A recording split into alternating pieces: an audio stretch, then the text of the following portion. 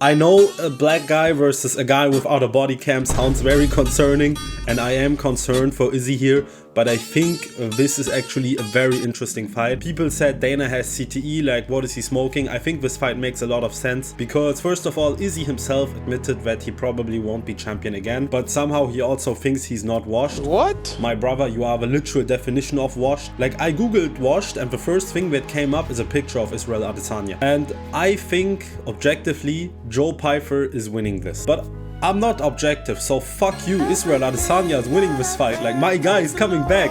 You know you're better than this.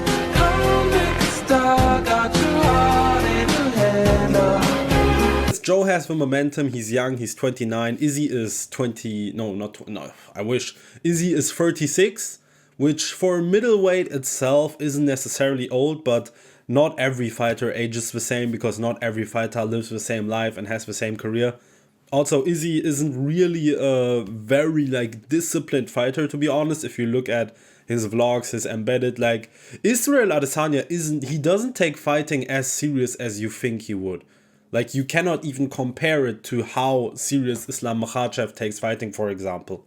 Joe has the momentum, he's young, but his last two opponents were Calvin Gastelum and fucking Abus Magomedov. Like, no offense to these guys, but they are way better opponents you can face. And listen, man, if you make Izzy versus Gastelum 2 for some unknown reason, who's winning that fight? Obviously Izzy. If you give Izzy a boost, I'm saying Izzy beats him too. The last two people Joe Pyfer beat, as he should, even this version of Israel Adesanya we have right now should be able to beat them. And if not, just retire and never come back, stick to YouTube and just do your thing. The problem I see with Joe Pyfer is that he does have a similar height and reach to Israel Adesanya. And Izzy does not like that at all. Which is why Pereira was such a difficult opponent for him on different occasions. Nasruddin Imavov, I believe, that really contributed to the TKO because Imavov is also tall and lanky. Sean Strickland beating Izzy surprised me, honestly, because he does seem like a guy that Izzy would just keep at range, leg kick and jab his nose off. But unfortunately that did not work out. I swear to God, bro, I still have PTSD from that Izzy and Strickland fight week, man. Izzy was constantly being oh my God, he was being roasted at the press conference. And then he also got dominated during the fight. Oh my God, that's some serious trauma for me because I really like Izzy actually. Even though he's kind of a weird guy, I know that. But still, I discovered this guy in 2018. I was like, wow, this guy is cool. I'm a fan of his now. And I guess I gotta stick to it. I can't just leave. So we all need Izzy to lock in. Technically, he should lose this fight. But listen, man, Izzy's on a 3-fight skid already. And I just can't picture him going 0-4. And listen, Kamaru Usman has showed us against Buckley that he is not washed. He is, but doesn't matter. And listen, Izzy knows that he is 0-3. He got finished twice and against Sean Strickland. I almost wish he got TKO'd in the first round when he was dropped because, oh my God, what happened afterwards was way worse. So I can see Izzy winning this fight, or at least I think it will be very competitive.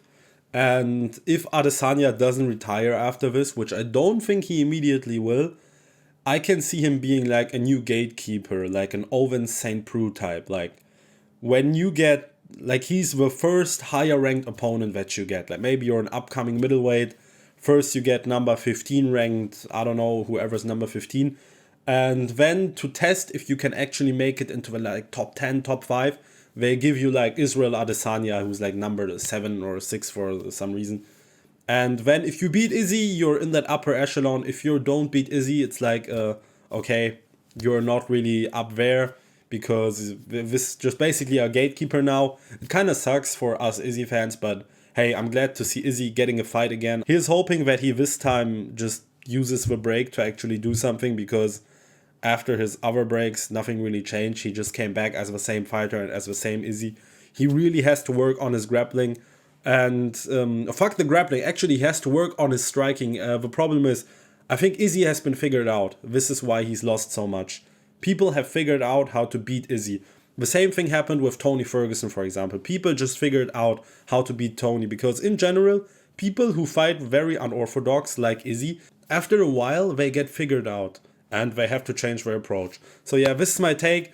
I'm saying Adesanya is winning this. This is not an objective take at all. It is purely subjective. Thank you for watching anyways, and take care.